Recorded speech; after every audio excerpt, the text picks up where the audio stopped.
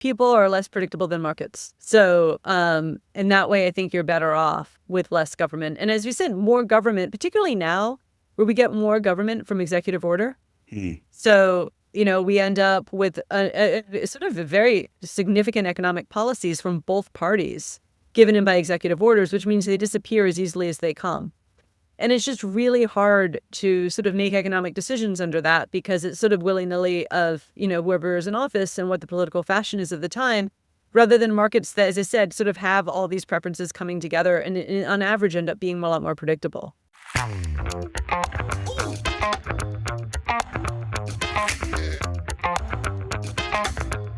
Hello and welcome to another episode of the City Journal podcast. I'm your host, Rafael Mangual, and I am joined by my brilliant colleague, Allison Schrager. Allison, thank you so much for being on the show. Welcome. I'm so excited to be here. I'm a big fan and always wondered why you never asked me before. So now here I am. Oh, we've been dying to have you on.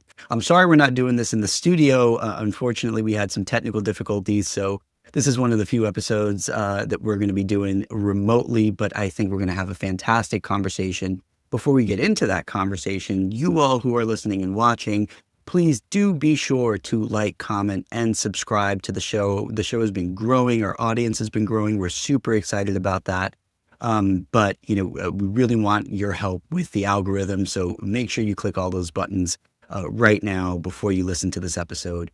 But with that said, I want to jump in to our conversation. And the way that I kind of want to set it up is, a lot of times I'm asked to make comments on different policy questions in the media.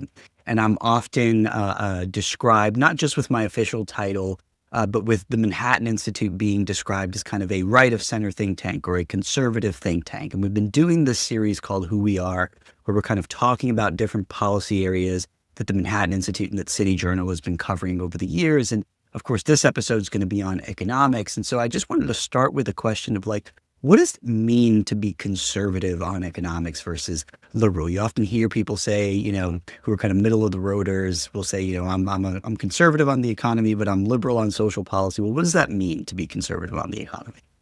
That's actually a really good question. And maybe 10 years ago, it wouldn't have been. Because it would have just been like free markets, small government, low debt. But I mean, there's actually, I think, a debate amongst conservatives around what that means now. I mean, you have generally not economists, people who call themselves conservatives, saying that, arguing for maybe a bigger role in government.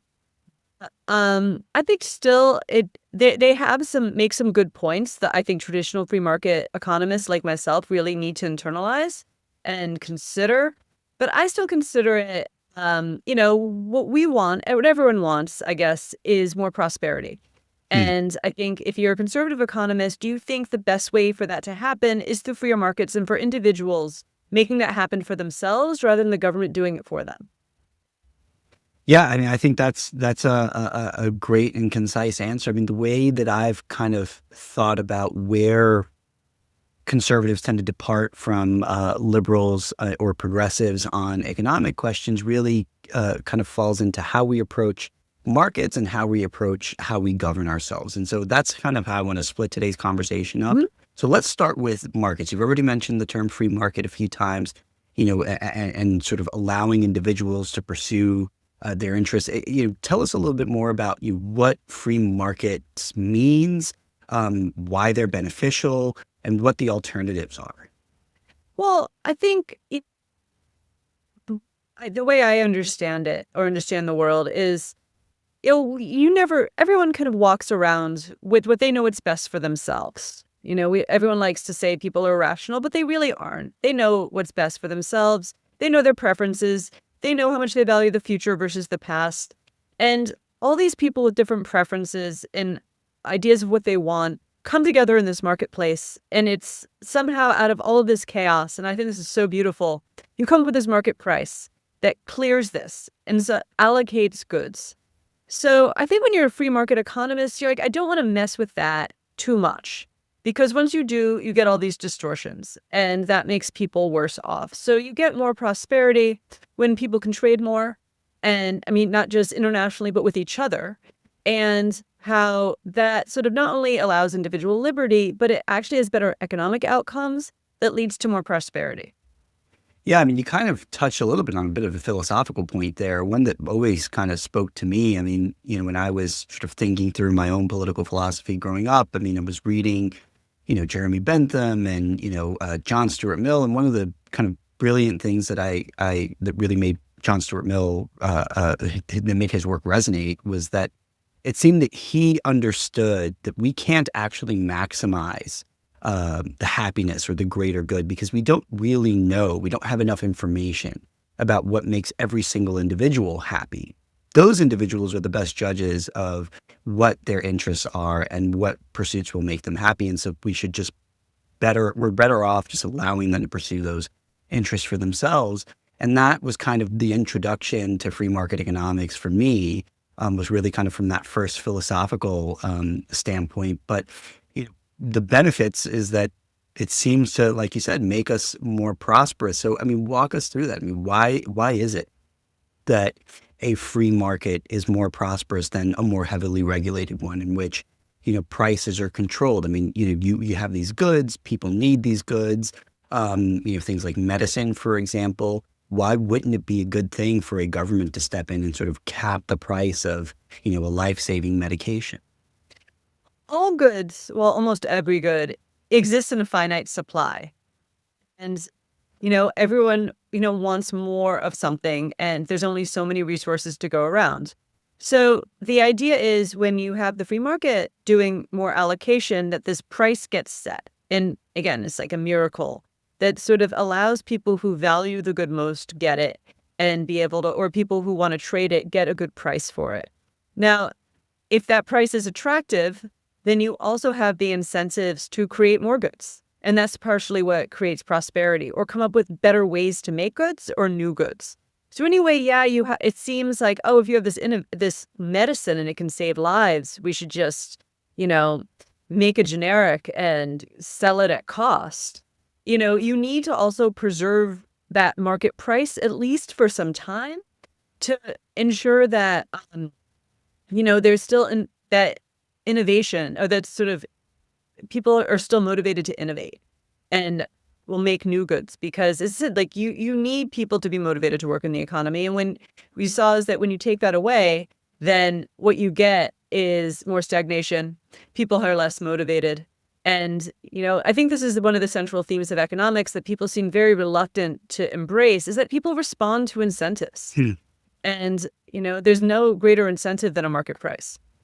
Yeah, no, I mean, incentives is, I think, an important word in a lot of these economic debates, because when people hear the term economics, right, they think numbers, they think prices. But in a way, economics to me has always been kind of a behavioral science, in the sense that, like, what economists are trying to do is understand what people's motivations are, and how to sort of, adjust the market to be responsive to those incentives, and to incentivize people to do good things like produce goods, and sort of disincentivize people to do bad things like, say, commit crime, which is why, the economics literature sometimes touches the criminal justice space. But tell me a little bit more about, the importance of not undermining incentives. I mean, what does that look like in practice? I mean, I think one of the debates that people will often sort of think about incentives in the context of is like the debates about welfare, right? Like, you'll have a government welfare program, and that will be criticized because, someone on the right might say, well, that's going to sap someone's incentive to work. I mean, is that sort of the same thing that you're talking about? Partially. I mean, I think what's interesting about our welfare state is that not only, often the argument is, and this is kind of true, but not always true, that if you give people welfare, they have less need to work, so they don't. But it's also that the welfare state, in some aspects of it, are structured. So if you work more, you get less welfare. So that also. Also, if you think about this discussion we're having, even on the high end with wealth taxes, is if you take away the return on risk, if you took away the return from work, you also get less of that. So it is sort of a way of thinking and sort of seeing the world this way. It's a very New York story, but I'm on my co-op board now. And I actually really love it because I have a great co-op. It's very smart. It's very well run. But it is fascinating for me having to make financial decisions with non-economists, which is not something I've ever had before. And it is amazing to see that, is it like most of them, like half of them are like old hippies because they live in Greenwich Village, were like the original owners when it went co-op in like the 80s. But they actually run the co-op board really well. But their way of thinking about things is so like crazy to me. Like they get to the right vision, but their way of thinking, like it turns out, I didn't even know this, that we have basement storage, and there's all these problems because one person is like using half of it, and like we don't quite know how to ration it, and they keep saying, well, if we have to come up with some sort of policy, we don't know how to do that because who needs storage more than, if you live in a smaller apartment, they have a big family, and or we're supposed to, these people take half of it, have there's just two of them, they live in a double apartment, and I'm just like, guys, there is this mechanism to allocate a scarce resource that's in demand. Like I could even come up with a live auction to come up with this price, and we can get revenue, and we can fairly allocate storage space. And How was that responded to? They did not like it, but I'm not giving up on that one. I'm gonna wait until our next maintenance increase to be like, we could avoid this if we make my building, this is in Greenwich Village, is half original owners who don't have a lot of money and half trust fund people, because I now know the financial background of everyone in my building, which is also really fun for me. So I was like, we can extract more from them for storage and then subsidize the other ones, which to me, like I said, the more the economic thinking. And also, I just want to create this market for basement storage. I just think that would be fun for me. I'd like to create this online auction and see where it goes. I love that. But yeah, they're not into it yet, but I'm not giving up on that one. But isn't other than that, they actually usually do come to the right decision. And it's amazing in some ways reassuring as an economist to see people who don't really have much of an economic background, who aren't thinking like me at all. Like we just did do a maintenance increase. I lost on the storage again. But the way I think about it is our maintenance is still increasing at below the rate of inflation. So it is fine. Right. As opposed to they have to justify it all these other ways. But we come to the same spot, which shows that just anyway, we're all like these actors, and most people don't have a lot of economic training. We're all sort of groping to something that is this amazing price that kind of just works. Yeah, well, that brings to mind actually something I wanted to ask you about, which is a particular anniversary. Everyone this year is thinking about the 250th anniversary of America, but it's also, I think, the 250th anniversary of one of the great economic works, Adam Smith's A Wealth of Nations. And or actually, I think the full title is An Inquiry into the Wealth of Nations. Do you know the full title by heart?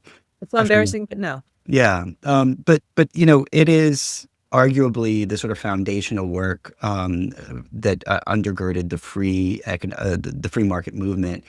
And one of Adam Smith's ideas that was introduced to me early on as a teenager, but that I always found just fascinating, was this idea of the invisible hand.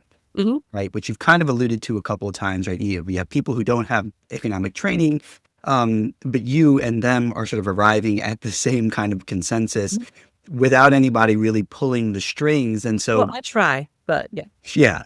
Well, the question is like, how does that actually work? I mean, what do you make of the invisible hand theory, if you want to explain it for us, and then just give us a sense of like how insightful was that 250 years on? I mean, it was so insightful. I mean, it's so brilliant. And I think, Hayek also mainstreamed this idea because he was with Adam Smith, I think it was a very different kind of economy as opposed to what Hayek saw, which he saw like government, people trying to actually interfere with this process. Yeah. And for those of you who don't know Hayek, we're talking about Friedrich von Hayek, Nobel laureate, Chicago School, Austrian school economist, who was very much around. I think he died in the 90s, 80s, 80s. A long time. He was quite old. Yeah. But yeah, he saw that prices convey all this information, which Adam Smith was sort of dancing around, and there's no way the government or any central planner could ever know all that information, because they said everyone's walking around with their own values. I guess with my co-op board or Preferences. Can I tell you another anecdote? Please. Sorry, I'm all over the place with anecdotes. No, anecdotes are great. But it's speaking of, and I think it sort of sums up, I think, our values at Manhattan Institute, and I think, the challenges we face. I went to University of Edinburgh. I'm proud alumni, and I am chairman of the North American Trust. And we just did our last board meeting in Scotland, and it was so kind. The university arranged for me to have a special viewing of Adam Smith's library because they have all of his books Amazing. he read to really create what is economics. You see this library of everything he read. It was amazing. But it was so funny because this is in the library at the university and it's under construction. So it's this really special thing. I got to see it. And we walk in and there are these couple women working on some art project. And so to be polite, we asked, we only had 20 minutes to look at this. What's this art project?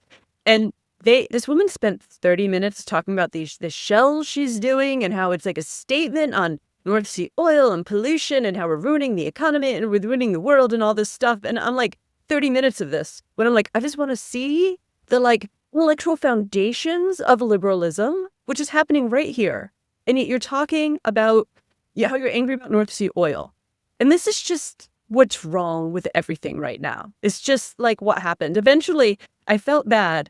I just walked away from her talking and just started looking at the books, which were incredible. It was amazing, to see what he read and that he had the history, the sociology, of everything. I thought it was also really cute. He had a lot of copies of The Wealth of Nations in the different languages it was published in, which I have too of my book. So it's like my book is not The Wealth of Nations, but still, it's sort of cute that he had that. Yeah. No, I mean, it's incredible. And when I first was introduced to that work and his other moral philosophical work, it jumped off the page to me at like how spot on he was at perceiving something that I think a lot of us take for granted, which is that you don't necessarily have to know how a complex system works. The economy is just something you can trust in to sort of balance itself and reach an equilibrium on its own. And oftentimes that equilibrium is perfectly acceptable to almost everyone. And, Mostly, I don't want to, I'm a free market person, but I think also being an intellectual in this field is also talking about the limits because there are some. There's, we're not Cato, where they're just, free market all the time. I think where it becomes interesting is, where the limits are. And I'm generally skeptical but there are some. Yeah, no, I think that's important and something that I want to talk about because I do think it's something that distinguishes, some of the intra-right debates going on right now. But, you also mentioned Friedrich von Hayek, who's someone that I wanted to ask you about. But before I even do that, is there, and maybe we've already mentioned them, but is there a favorite economist that you have or someone whose work was just more influential on your way of viewing the economy than anyone else? For me, Friedrich von Hayek was, he was incredible and foundational, but also, people like Thomas Sowell and Milton Friedman, really kind of helped inform how I think about the economy. But I'm curious as to sort of what your intellectual upbringing was like. I was really lucky. I've been really gifted with great mentors. So when I was in grad school, I worked with Glenn Hubbard, but I also got very close to Ned Phelps, who I think has this theory of dynamism and, what makes an economy prosper. So that was a fantastic training. But then I'd say my number one economist who was the most influential on me and I think really did make what modern economics is Robert C. Merton, who was my mentor for 7 years and really, I think, created modern finance. And I think he you cannot call him underrated, but I still think he is, in that he really brought this new way of understanding how risk impacts markets in a way that we didn't really think very carefully about before, and really sort of created this ability to put a price on risk and put a value on risk. So I said how prices clear everything.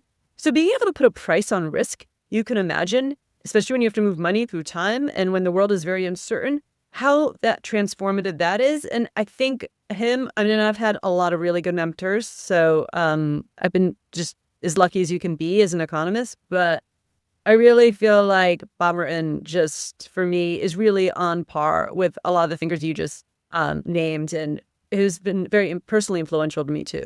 Yeah, yeah. Look, I mean, you mentioned a couple of things there that I think are actually really important to focus on. So, maybe we talk about it a little bit. But when I am having, Thanksgiving dinners with my, liberal relatives or something like that, and I'm asked about, my own sort of more conservative perspective on things.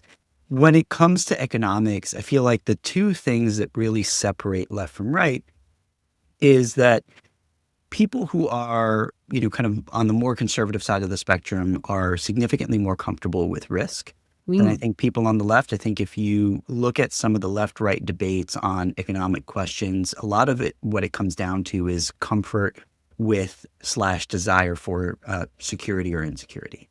Whether it's the social safety net or, how to approach retirement, or regulating, the stock market. I think really what it comes down to is that people on the right are a lot more comfortable, not just with taking risk, but also having that risk, be insulated in the sense that, being willing to pay for the risk and not paying off, as well as being able to enjoy the benefits associated with that risk. And then, the other factor that really separates left from right is I think, humility on economic questions. I think people on the right really took Friedrich von Hayek's work to heart. I think his best work was, his essay on the knowledge problem, which I think is sort of foundational in the sense that, like, what he was arguing in that essay is that it's impossible for any central authority to have all of the information that it would need to perfectly regulate a complex system.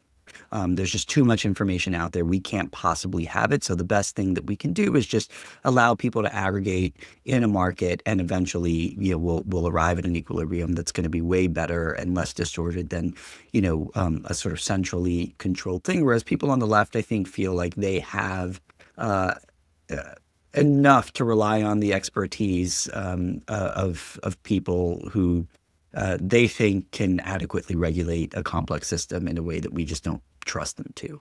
What do you make of those two arguments? It's pretty much encapsulates my book coming out later this year, what you just said. Oh, okay. I wasn't aware you were working on another book, so yeah, it comes out you can tease it. That's amazing. And it is pretty much what you just said. So yeah, I'm inclined to agree. And it's not about, one thing is that I consider myself a financial economist because I initially did macro and then switched to finance, which is the study of risk. And there's this one central truth in financial economics I think left-wing people often forget, and that is there is no extra reward without bearing risk, right? Yeah. That's true in financial markets. And that's sort of this sort of unifying theory of finance. And it actually undergirds all asset pricing and pretty much the entire financial theory. Granted, people forget that all the time. That's why people invest in Madoff. Anyway, they should know better. But people forget it even more in macroeconomics. And it's the same principle, which is your economy is not going to grow as much if you shut out risk. So the bigger the welfare state is, the more regulation you have, you're just going to grow less. You have more security. And I think that's really the issue in Europe right now, is that and some of this reflects values. So there's a trade-off between more return and more risk. And where society lands should reflect their values. There's nothing wrong with that. But you need to the problem is people are often unaware of these trade-offs. And I think a lot of people are being sold a bill of goods right now that we can sort of create this huge welfare state. Someone else will pay for it and there'll be no impact on growth. And it's a trade-off. We don't want no welfare state, even if that meant, more growth, because you do want to land where your society is. And I think Europe is innately a lot more risk averse. And that's like when you read the Draghi report and they're like, to grow more, you have to deregulate. It's like, yeah, the regulation there exists for a reason. It reflects a series of preferences. The problem is with their aging population, they cannot afford this trade-off they've made quite as much as they have before. But neither can we. And in fact, I just had a column for Bloomberg discussing how Mondani this has been his central sort of message, that I'm going to create this very sort of completely risk averse or like no risk economy in New York for New Yorkers, and yet we're still going to grow. And that's just when you know it's true in finance too. I always tell people you don't need to be worried about financial fraud unless someone tells you that they're going to beat the market and they're going to remove your risk. If that's true, that person either doesn't know what they're doing or they're a charlatan and you should run. And I think the same applies to policymakers who are like, I will give you more security, but also more prosperity. And it doesn't work that way. It's like, there are trade-offs. And I think that's the reason I said I love finance is I think it offers these sort of truths that can be definitely generalized to the macroeconomy too. And we often forget. And I think you're right that conservatives, maybe because they're more comfortable with risk, we definitely see red states being, having more risk, but also often more growth, or more comfortable with this trade-off or accepting more risk and excited. As I said, some of that isn't just knowing, being realistic. It also is to some degree values. I think some liberals do understand that trade-off and just say, I would take less growth for more security, and those are my values. Yeah, no, I think that's right. I do think that's right. But I also think that there is a population out there who is, to a degree, irrational about their tolerance for risk. And that if we could just explain to them, a bit more about the nature of risk, they might be more comfortable with it. Is that something that you think about? Is that something that we want to make people more comfortable with? And if so, what is it that you think is sort of the barrier? What do we need to do to get people to a better place and a more rational place on risk? Yeah, that is my book coming out later this fall, which if you'll have me, I'll come on again in the fall and we can Absolutely. I can't wait. So I think part of the reason is I've developed this theory on why we're becoming less comfortable with risk. And some of it is, risk is largely your perception of things based on how much wealth you have in technology. When those things change, you tend to become more risk averse. But it's also comfort. Like when I sort of reject the notion that some people are just more risk averse than others. I interview a lot of people because I like weird stories. And so for this book and the last one, I tend to find quirky people. And I said I've met like big wave surfers, or in this book, I interview Nick Wallenda, who is a tightrope walker. He's walked across the Grand Canyon. He's walked across Niagara Falls. And I'm always like, these people are crazy. Like, I won't even ski. Like, right. I find skiing crazy. Like, I find it terrifying. I would never do it. People put on slippery sticks and go down like an icy mountain. Like, wow.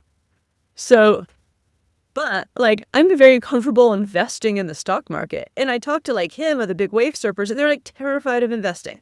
Financial risk terrifies them. But I'm very comfortable with it because it is my domain. I understand it. I understand how to mitigate risk. I accept the risks I'm taking on, and I know how to manage the risks I'm uncomfortable with. And that's how he sees walking across the Grand Canyon on a tightrope. So I think you need experience with risk, and it's obviously a big problem that children are being raised to take less risk with less autonomy. Because I also spoke to a neurologist who found that like it really does impact brain development, like those teenage years and developing the prefrontal cortex, like the risk taking you take as a teenager, and the way we look back on it and think it's dumb, is very important to you learning how to be someone who's comfortable with risks and makes good risk choices. And so, and part of that, again, we get to this more later in the year, is about how we're raising people with more wealth and more technology, which is inhibiting their ability to learn how to be good risk takers. And then they take fewer risks. And then that sort of this vicious cycle of like, they're less comfortable with it. Because you need to take risks to become more comfortable taking risks. Again, I'm not a skier. If I was, I'd probably be more, if I grew up, I actually did grow up skiing. I still hated it. But if I was taken more, if I had parents who forced it on me, right, I'm taking more comfortable with that. As opposed to if Nick Wallenda like spent time with me, I could probably get him more comfortable investing. Yeah, no, I think that's fascinating. Particularly the role of upbringing in that, because I think you're right. I think in part this is a cultural problem that we have that has informed our level of comfort with risk. And it's funny. I mean, I always tell people that I'm risk averse, and maybe that's the wrong term, right? People ask, well, why don't you go out on your own and do something more entrepreneurial? And I like being part of an institution and sort of stability, and I'm just not wired in the same way, and I've come to accept that. Well, it's interesting. People always tell me, and this is probably true of you too, when you say you're risk averse, that we're brave. And I don't want to pat ourselves on the back because I feel like our way of thinking of institute's becoming more mainstream. Sure. But for a while, it wasn't. Right. Yeah. I mean, again, I hate it when people say this, like, I was right, I was bold. But in 2020, I feel like, a lot of, especially you more than me, we're saying a lot of things that people do not want to hear. Yeah. And People still don't want to hear it. I was at, now we can risk. I was Like speaking. intellectual. Yeah, I mean, no, that's true. There is a lot of risk in that. I mean, I just yesterday actually, we're recording this on a Friday, but on Thursday, the 26th, I was speaking at an event that was hosted by the Legal Aid Society, and I was the sort of token conservative on a panel, and people were groaning and hissing, and very unhappy with what I had to say. But after the event, a bunch of people came up to me and they said, "Well, listen, I disagree with you, but I thought that was really brave of you to come out and." Say that in such a hostile environment, and I could never do that. And it was just like, actually, I was kind of, I've existed in this milieu for long enough that I've just grown comfortable with it. And so I do think exposure. Yeah, so exposure to the risk taking. And I bet you also, I find this too, because I also think I'm also often a token conservative on panels. Yeah. And I've had audible gasps of things I've said. But then later someone's always like, you were right. Yeah. Yeah. No, I mean, I did have one person tell me that I made them think. So, I'll take that. I'll take that as a win. But I do want to talk a little bit about then the sort of other, I think, major differentiator between left and right on economic questions, which is this sort of confidence in our ability to have a grasp of the important information that is firm enough for us to centrally regulate really complex systems. And I do think that, humility is the right word to describe what, separates left from right on this. I literally have my hand on my copy of A Conflict of Visions by Thomas Sowell, because I think that's kind of at the core of this book. But what is it that you think is sort of at the root of that? I mean, why is it that, the sort of pro-regulation crowd, particularly on the left, seems to think that they can manage an economy as complex as the U.S. economy from a kind of central set of theories and propositions? I think fear. I think the idea that I've always been kind of anti-authoritarian, which I guess is maybe why I became an economist and not a lawyer. Although you're a lawyer. So. I'm a lawyer, and I feel like I'm very anti-authoritarian. Well, I guess you want to know the rules to skirt them. I don't even want to know the rules. Sure. I think feeling like someone's in charge, I think gives them a sense of peace. As I said, it's a level of risk aversion and feeling like, all right, I don't have to worry that prices are going to go up because someone's in charge of the prices. And I don't have to worry that there'll ever be a financial crisis because we've regulated all risk out of markets. And so this idea that we can reduce downside, that, someone's in charge. And again, general sort of, I guess this is a conservative thing that we share, is sort of a skepticism of authority. But although that's often, I guess, seen as conservative too, but at least economic authority, it is this sort of comfort that these well-meaning bureaucrats are in charge. And also, I think they think better of bureaucrats than I do. It's like I always try to explain to young people who've gotten this narrative in their head that billionaires have too much money and we have to remove it from them. And if we do, we'll have a better outcome. And I'm always like, well, first of all, it's not like their money is sitting in a mattress somewhere. They're investing it. And that creates economic growth.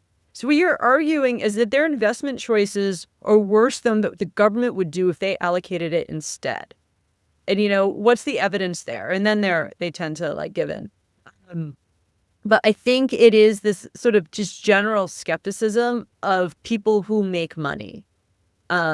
And a belief that maybe people in government are more benevolent or maybe better at allocating that money. And I mean, maybe it's just my values or maybe it's just my read of the evidence, but I would say the opposite.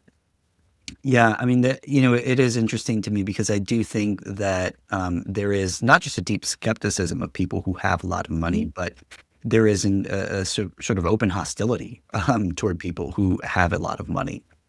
And, I'm not a psychologist, but if I were trying to assess the motivations of someone who, harbored that kind of resentment, I would have to say that at some level it's rooted in a kind of greed, even though it's not really understood Mhm. that way. I think, people on the left kind of get away with criticizing the greed of others while at the same time advocating for policy programs that, at their core take from others to give to, a favored party. And why isn't that considered greed has been a question that I've never really gotten a good answer. Yeah, I actually, it's interesting. There was just kind of my Bloomberg column, which was like when Donnie says, "I'm going to give you all this stuff and rich people are going to pay for it," Right. and that is effectively like, "I'm going to give you access to these people's money." And it's interesting because everyone wants to keep talking about it coming from widening inequality. But what you really see isn't like before, say, this isn't totally true, but roughly true. In the 1960s and 70s, the income distribution in America looked like a bell curve, where we had this nice big middle class, and everyone seems to think that was a wonderful time. But what's happened since then is a hollowing out of the middle class, but not because people got poor, but because the income Right. distribution just sort of flattens this way. And that you got some people who got crazy rich. And then you had a lot of middle class people who became upper middle class. And what you find, I think, with this class resentment isn't like lower or even middle class people being resentful of the super rich. It's the upper middle class, the sort of petite bourgeoisie, like the people who always cause problems. If you look back on history, Right. are like resentful. Like they move from here to here, or there are generations across generations they have, but they're not here. Right. They feel like they should be here. Although they haven't done any of the things like take risks or start a business that would bring them there. I don't know why they thought working in an NGO would bring them here, but Right. Eugene. But they're Uh, close enough to the people who are at the right tail that they feel like, that proximity has given them the sense that they deserve what they have, I think, in a way. Because, they're around enough people who are rich to say, well, they're not that impressive. So therefore, something must be amiss if they have that and I don't. yeah, I don't know Um, if you've noticed in New York. I mean, I'm a financial economist, but I've only really worked in finance for a couple of years of my life, and I enjoyed it. Like, it was a great job. I found it interesting, but in the end, I couldn't handle the structure. mm, Like, I understand that people who chose to work in finance, even with less education than me, make a lot more money than I do. And like, I wish them well. But for some reason, other people are like, talk about people working in finance with such negativity. Like, you remember like finance bro, like all yeah. this. And Yeah. I'm just like, why? They're doing them. I wouldn't want to do that. But I'm glad they are. And good for them for making the money they are. I think part of it comes from, one of the biggest fallacies that I think informs a lot of Mhm. political debate about economic questions, which is the sort of fixed pie fallacy. This idea that if someone has, that definitionally means someone else has less.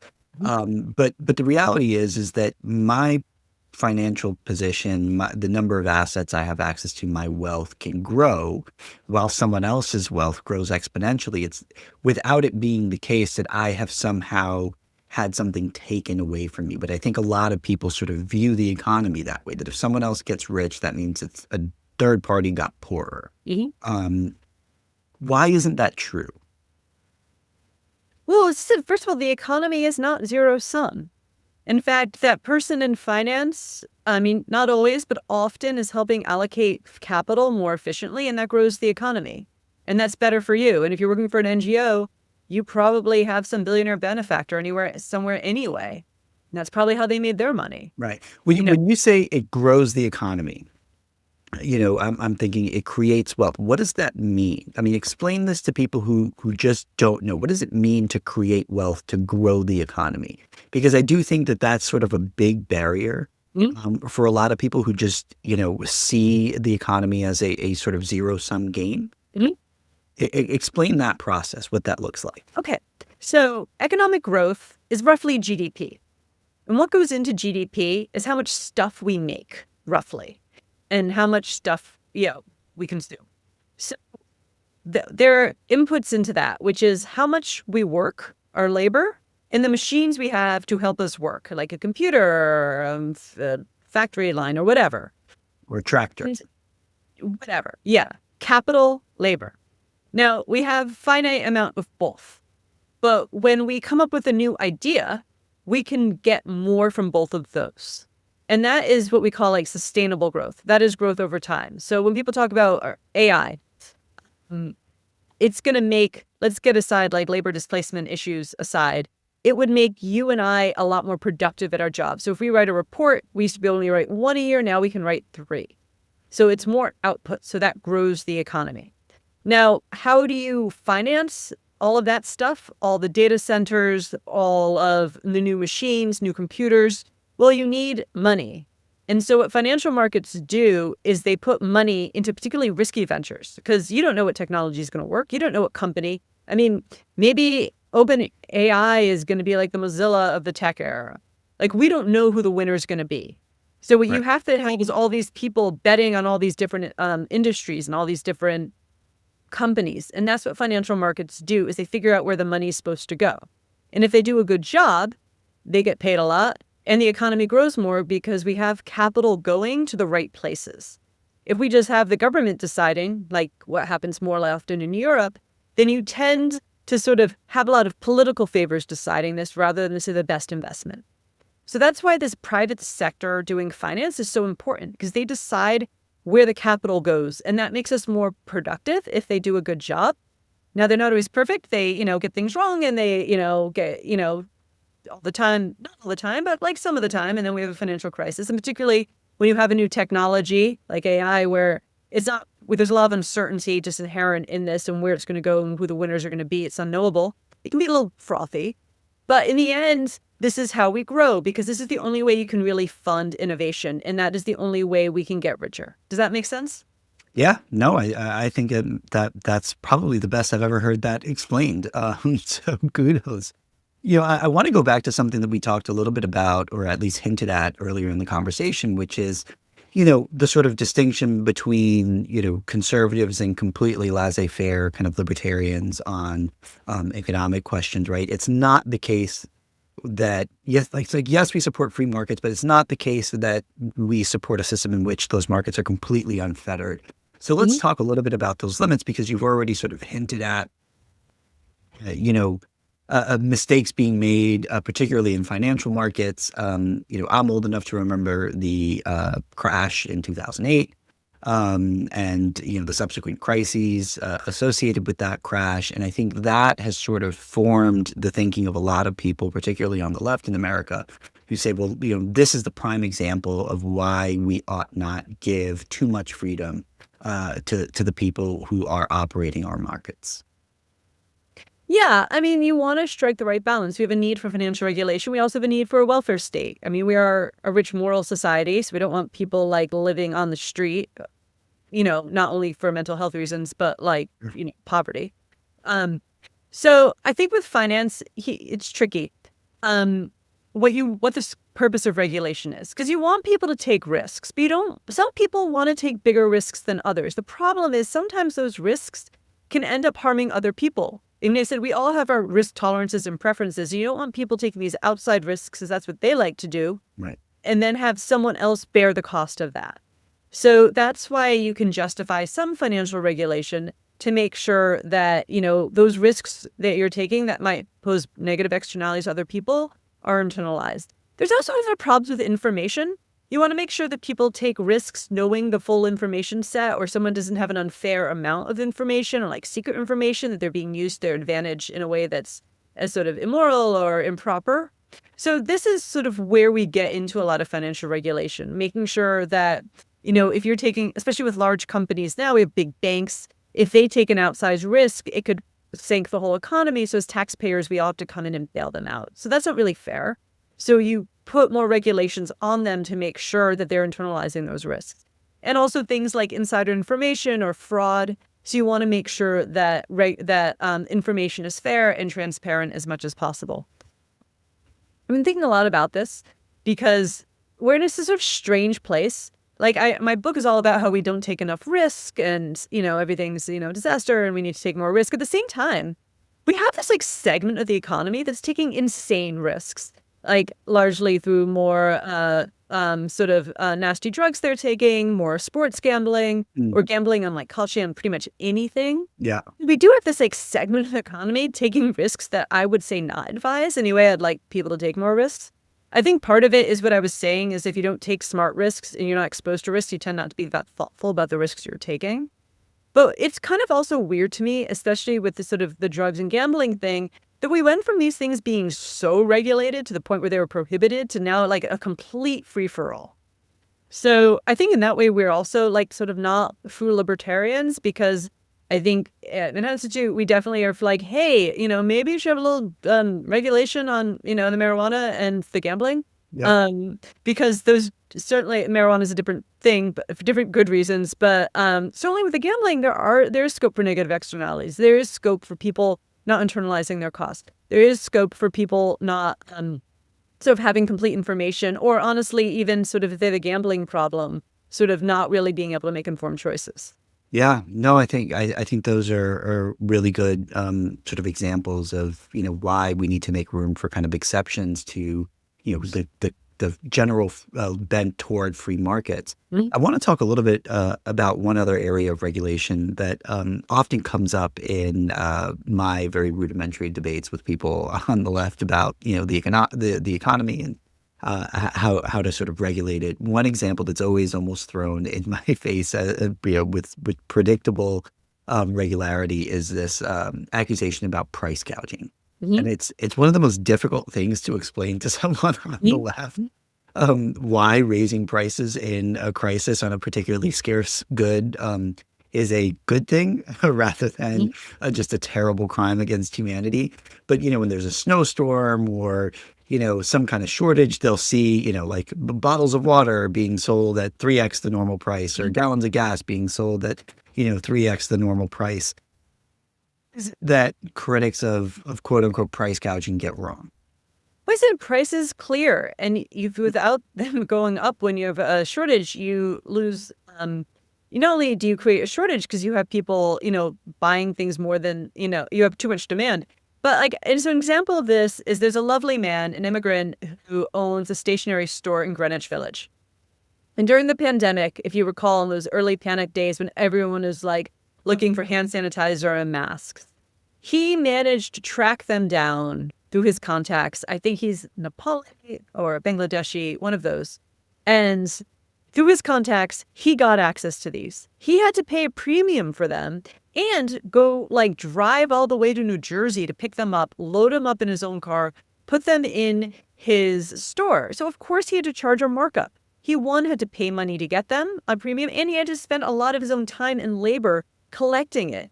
And then he got hit with price gouging, right? Because the prices went up more than the government thought he did. And now he had a $20,000 fine when all he was doing is providing these really valuable, necessary, well, maybe it wasn't necessary, but we thought it was at the time, goods for society in the middle of a pandemic.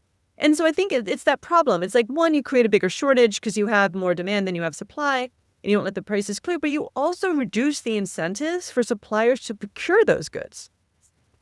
Yeah, no, I do think that that's actually a really important point, because I generally tend to try to explain my side of that debate by saying, well, look, if you leave the prices low, what happens is that people with more resources will just buy up that thing because it's a good deal, and then there'll be less of it to go around for the people who need it. You'll basically create more incentives for people to hoard. Mhm. But I do think that other side of the coin is really important, which you brought up, which is that like actually it's important to allow people to maintain the incentive to go Mhm. out and get the things that are difficult to get, or to produce the things that are difficult to produce, Mhm. which they're going to be less likely to do if they can't charge that premium for it. And I think that's an important question that I wish more people would ask themselves, which is like, what would it take for me to do X, Y, or Z? Mhm. And to try and put a number on that in their daily life. I think that would probably make people think a little bit more clearly about economic questions. What about you? Yeah, for sure. I think people want to have that certainty, or I think in times of stress, feeling like someone's in charge. I mean, that doesn't provide me comfort, but I think it provides other people comfort. Yeah. I mean, the other thing that I wanted to talk about before we run out of time about the regulation of markets is, the importance of predictability, Mhm. which is not something that I feel like gets a ton of attention in these debates. But, we have a political system in this country. We have a representative democracy. Every 4 years, we have federal elections, we have midterm elections. In between those, you know, sometimes things can change, pretty significantly, not just because of, the elections, but also, there could be a court ruling that will, open the door to some massive regulation. And so things can swing back and forth with relative regularity or irregularity, depending on the outcome of some of these events.